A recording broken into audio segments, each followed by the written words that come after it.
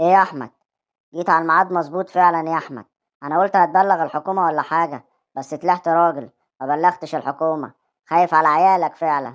وانا ابلغ الحكومة ليه يا ابو تامر؟ انا اهم حاجة عندي سلامة عيالي. انت هتاخد حاجتك وتديني عيالي. وحوار اخويا محمد انا ماليش دعوة بيه بقى خلاص. هو راجل حبيب اللي يضحك عليه. انا مالي بيه. انت تاخد فلوسك وتاخد عقوداتك وتديني ولادي. ولا عاوز اعرفك ولا عاوز اعرف اخويا محمد. شاطر يا حبيبي، شاطر. هو ده اللي انا عاوزه منك وكنت مستنيه منك. خليك مع عيالك ومراتك وعيالك يا اخي، ومالكش دعوة باللي بيحصل. انت غلبان يا اخي ولا حيلتك حاجة. ايه اللي دخلك في حواراتنا احنا ومواضيعنا؟ غلطة ومش هتتكرر تاني يا ابو تامر. ابويا الحقنا يا ابويا. ما تخافوش يا ولاد. هتروحوا معايا دلوقتي.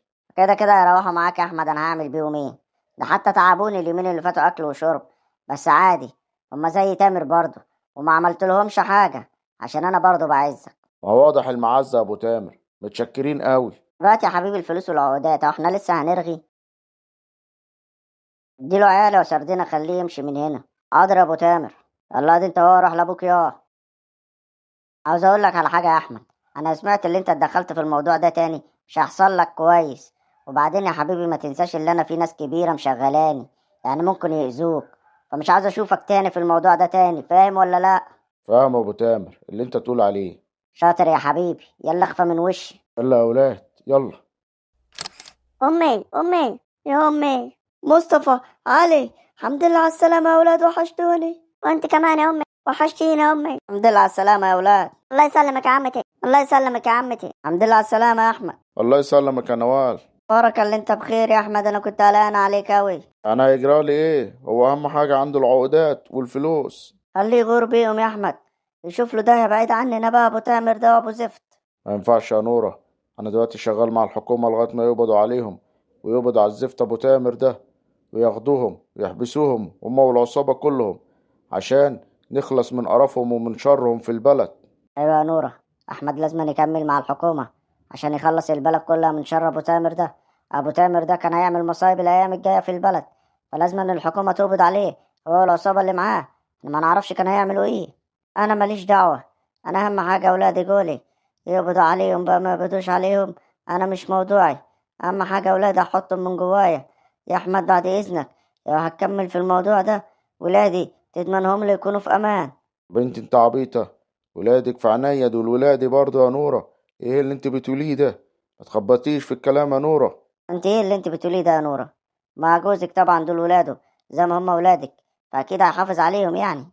معلش يا جماعة انا متوترة شوية، وبعدين يعني خوف على عيالي هو اللي خلاني وصلت لكده. حاك عليا يا احمد، ما تزعلش مني. ما اقدرش ازعل منك، وبعدين كتر خيرك. برضه دول عيالك. يلا يا جماعة نخش جوه يا جماعة. يلا عشان نلحق ناكل لقمة. احنا بقالنا يومين كده ما كلناش. فرحتنا النهاردة مش فرحة عادية. العيال رجعت خلاص لحضن امهم ورجعوا لنا. يلا يا جماعة. امي، يا امي، في ايه يا محمد؟ في ايه يا امي؟ مش كنا متفقين على الفلوس يا امي اللي راح اوديها للواد اللي هيخطف نوال ونوره؟ وطي صوتك يا زفت انت. وطي صوتك، مراتك تسمعنا. وفي ايه يا ما تسمعنا يعني؟ ايه اللي هيحصل؟ إيه اللي هيحصل يا اخويا؟ هتعلمنا الادب وتبقى ماسكه علينا زله. يا ام دي بنت هبله مرهاش الا الفيسبوك والنت. كبر دماغك منها يا خوفي يكون انت اللهبل في الاخر. ترى يا امي ما كفاياك يا حديك الماسخ ده. هات يلا الفلوس عشان اروح للواد. يا ابني لاخر مره بقول لك، الواد ده مالي ايدك منه ولا ايه؟ يا امي يا امي، قلت لك 5000 مره اللي انا عندي حسه الشم. اشم المجرم من بعيد. وانا عارف ان الواد ده مجرم، ولو اتقبض عليه ولا حصل له اي حاجه عمره ما يجيب سيرتي. ده مجرم، اسمع مني، مجرم. حسه الشم. طب وما شمتهاش ليه ساعه اخوك احمد كان راح يشتري ارض من ورانا وكان معاه فلوس؟ دلوقتي بقت عندك حسه الشم؟ ها؟ فاتتني دي والله. معلش يا امي، كان حسة الشم عندي لسه ما اشتغلتش. يا ابني انت هتجنني معاك وانا عارفة.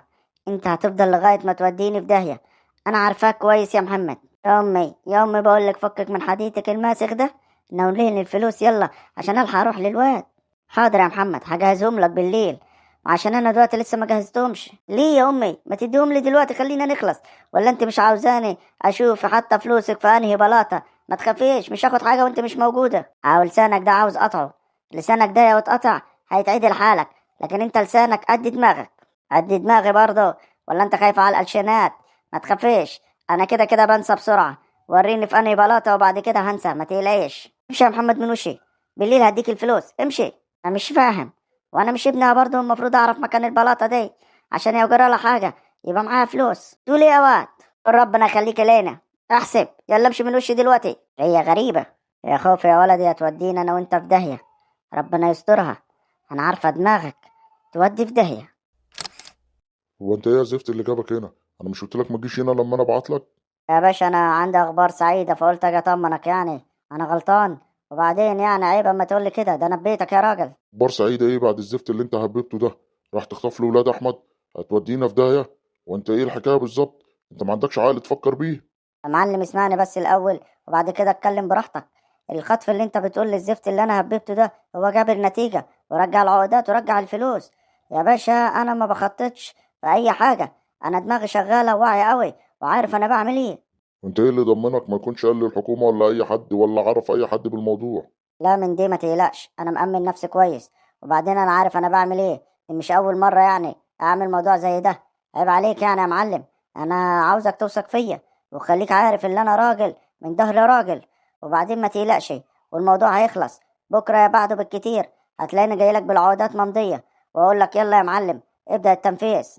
يعني انت متاكد يا ابو تامر الموضوع خلاص هيخلص؟ يعني ما فيش اي حاجه تحصل والواد ده ما قالش لاي حد؟ دلوقتي ابو تامر وبقيت تحترمني؟ تقلقش يا معلم، كله تحت السيطرة. ابو تامر بيخطط وسردينا ينفذ. سردنا مين؟ وانت عرفت مين بالموضوع؟ عرفت سردينة يا معلم، الواد المسجل في البلد جبته وشغلته معايا. اما انت عاوز نعمل كل ده لوحدي ولا ايه؟ مش لازم نكون معايا رجاله زي ما انت معاك الرجاله كده؟ الله يخرب بيتك. طب ما هو سردينا ده عرف اسرارنا كلها وقلت له على موضوع البيت. ايوه يا معلم قلت له، وقلت له هراضيك ما تقلقش، ده دراع اليمين، ما تقلقش من اي حاجه. الواد غلبان وعاوز يسترزق. هو انت يا زفت انت هتجنني معاك؟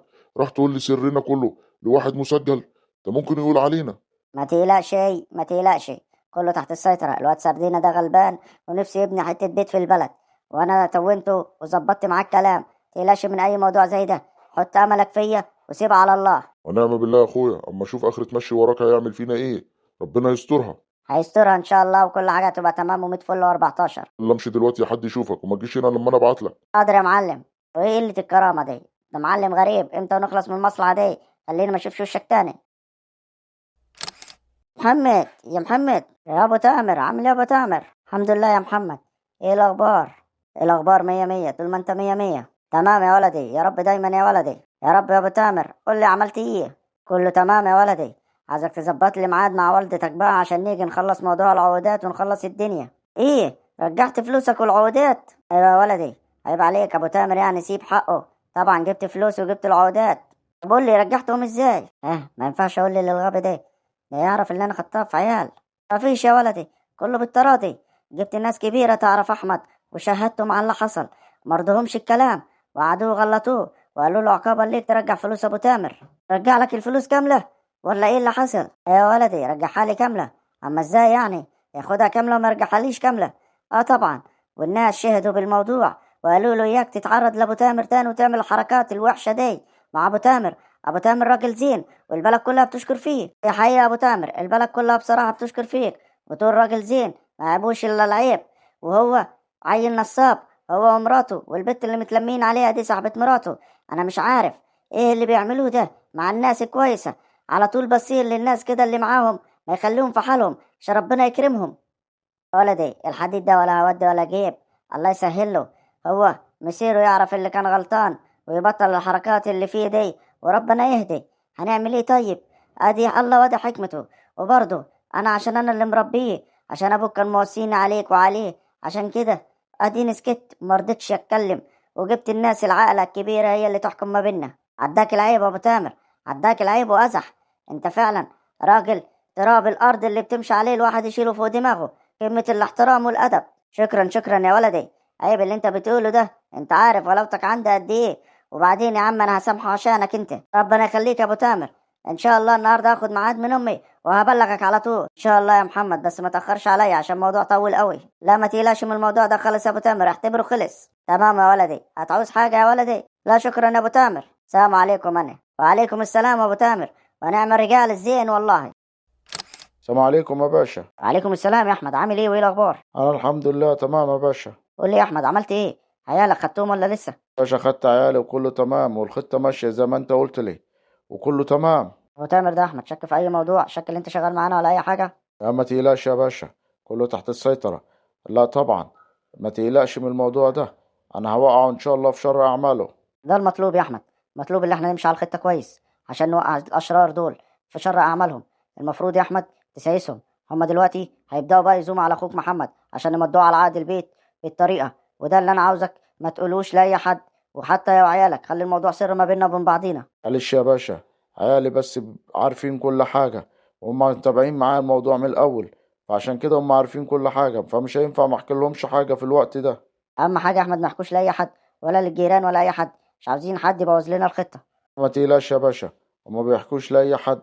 وبعدين هما عارفين المصلحة بتاعتنا فين، وعارفين الموضوع اللي احنا عاوزين نوقع ابو تامر وشلة العصابة دي في شر عملهم. محمد انا عاوزك الايام الجايه تمشي على كل اللي قاله لك بالظبط، مش عاوزين الخطه تبوظ بسبب اي مشكله او اي حاجه، او سبب اي حاجه تافهه. الخطه ماشيه مظبوط، مش عاوزين نبوظ اللي احنا عملناه ده كله بسبب حاجه تكون بسيطه. عاوزك تسمع كلامي كويس، وعاوزك اليومين الجايين تحط عينيك في راسك، عشان اكيد العصابه دي هتكون عاوزه تاذيك في اي وقت. لا ما تقلقش يا باشا، انا خلاص عرفت خلاص العصابة ممكن يضربوني في ايه، وعرفت الموضوع ده. هما كل موضوعهم اللي هما ممكن يخطفوا عيالي تاني، لكن انا خلاص هخلي العيال ما تطلعش في حتة، ولا انا هروح بيهم في حتة تانية، هخليهم على طول في البيت. متقلقش من الموضوع ده، وكل اللي انت هتقوله لي انا هنفذه اكيد طبعا يعني. انا هسمع كلام مين غير سيادتك؟ جميل قوي الكلام اللي انت بتقوله لي ده اللي انا عاوزك تمشي عليه، تسمع كلام انا بس. ان شاء الله اي حد يكون شغال معانا يقول لك اي حاجه ما تسمعش كلامه، تسمع كلام مني انا بس. فهمان يا احمد؟ فهمان حضرة الباشا، اللي انت تقول عليه انا هنفذه، واي حد يقول لي اي حاجة تاني حتى يا مراتي مش هسمعها. تمام يا احمد، يلا روح دلوقتي حد يشوفك، وانا لما يكون في اي جديد هبلغك، هبعت لك. ماشي يا باشا، استأذنك انا. اذنك معاك يا بطل. في ايه يا بنتي؟ بعت جبتيني على ملا وشي، في ايه؟ في كارثه يا كمال، في كارثه. انا سمعت الوليه الحاجه دي هي وابنها بيتكلموا في موضوع كده، موضوع كبير. موضوع ايه يعني؟ قوليلي. مفيش. الواد ابنها اللي اسمه محمد بيكلمها بيقول لها يا امي انا عاوز الفلوس عشان الواد اللي هيخطف نوال ونوره. نوال ونوره؟ مش نوره دي مرات اخوه احمد؟ ايوه كمال. الظاهر ان هم مأجرين حد يخطفهم، وبيقول لها هات الفلوس عشان اديها له. وسمعتهم في موضوع تاني بيتكلموا ان الارض هيأجروها، وبعدين كده مش هنلحق نعمل الخطة بتاعتنا. ازاي يعني؟ لازم موضوع ايجار الارض ده ما يتمش، لازم نقف باي طريقة. طب قول لي اعمل ايه طيب؟ مش انت المفروض تبقى عارف؟ مش انت اللي حاطط الخطة؟ لازم احمد يعرف اللي محمد اخوه محرش راجل هيخطف مراته ويخطف صاحبة مراته. طب ودي ازاي هنعملها يا فكيك؟ ادي بقى عليكي. انا عاوزك تروحي لاحمد وتحكي له على كل حاجة، هو ونورة، وتقول لهم اللي انت سمعت محمد بيقول لامه عاوز الفلوس عشان الراجل اللي هيخطف نوال ونورة. رضا احمد ما صدقنيش وكدبني، ما هو عارف ان انا مرات اخوه محمد وفي مشاكل، ممكن ما يصدقنيش ويكدبني. لا في الموضوع ده ما تقلقيش، مش هيقدر يكدبك عشان الموضوع ده فيه خطف، فالموضوع ده لازم نصدقك فيه. فانا عاوزك تروح لهم وتحكي لهم على كل حاجة. طب ما هم هيأجروا الارض برضو، ده مال ده بده. يا عبيطة، اما احمد يعرف الموضوع ده فهتدور مشكلة اكتر، فهيروح لمحمد، هيحصل مشكلة، فمحمد مش هيبقى عارف يقابل الراجل اللي أجر الأرض، والموضوع يتأخر. وانت في الفترة دي نلحق نعمل موضوعنا. أنا إن شاء الله هنزل البندر النهاردة أجيب لك المنوم من صيدلية هناك عشان تبقى تحطيه لأمه وليه، عشان نبصمهم على الأرض والبيت. يعني أنت متأكد يا أنا رحت لأحمد هيروح يتخانق مع محمد ويعمل معاه مشكلة والموضوع يكبر ويأجلوا موضوع إيجار الأرض ده؟ اه طبعا يا عبيطة، الراجل هيبقى في مشاكل، هيبقى فاضي يأجر أرض؟ لا طبعا، اما يخلص موضوعه ساعتها يبقى يفكر في موضوع الارض. عشان كده بقول لك لازم تلحقي دلوقتي تروح تحكي لاحمد كل حاجه. ماشي يا كمال، هروح له احكي لهم كل حاجه. وهقابلك ازاي تاني؟ هقابلك بكره زي دلوقتي تحكي لي عملت ايه واديك المنوم. ماشي يا كمال، سلام. سلام يا جميل، ان شاء الله خطتنا تنجح.